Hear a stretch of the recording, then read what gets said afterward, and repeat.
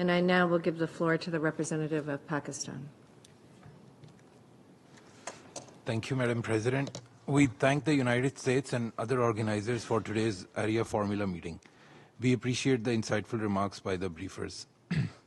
The unrestricted availability, proliferation, and misuse of commercial spyware and related technologies by both state and non-state actors has emerged as an important concern.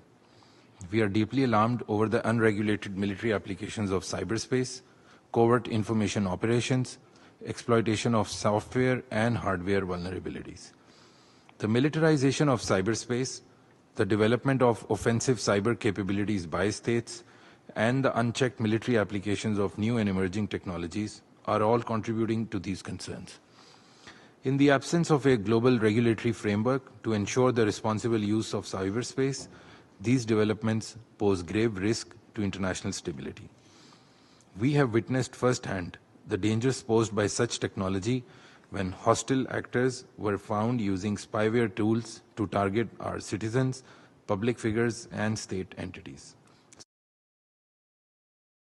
Such malicious actions are clearly in breach of global norms of responsible state behavior and, more importantly, a violation of the principles of UN Charter, including the non-use of force, state sovereignty, and non-interference in the internal affairs of states.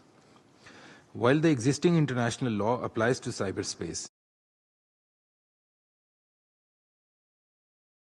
there remain certain gaps due to its distinctive nature. To address this, Pakistan has consistently supported the development of a legal framework. While norms are useful, primarily in peacetime, these cannot replace a legally binding instrument that imposes explicit obligations. We propose that such a global framework, discussed and adopted at the UN in an inclusive format, should serve the following purposes. 1.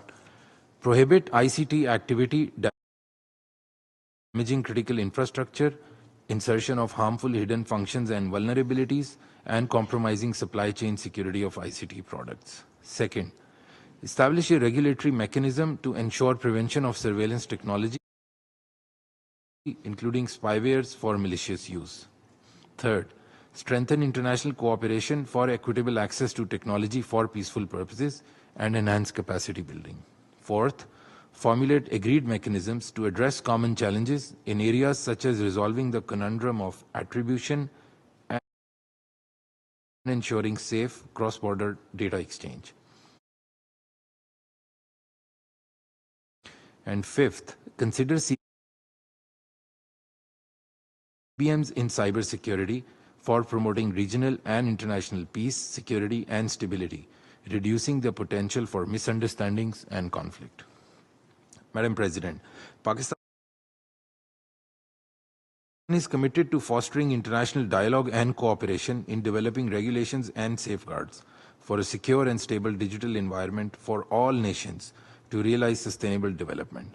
Pakistan stands ready to work with all member states to promote global dialogue on this urgent threat to international peace and security and further discuss these important issues in relevant, universal, and inclusive fora. I thank you very much.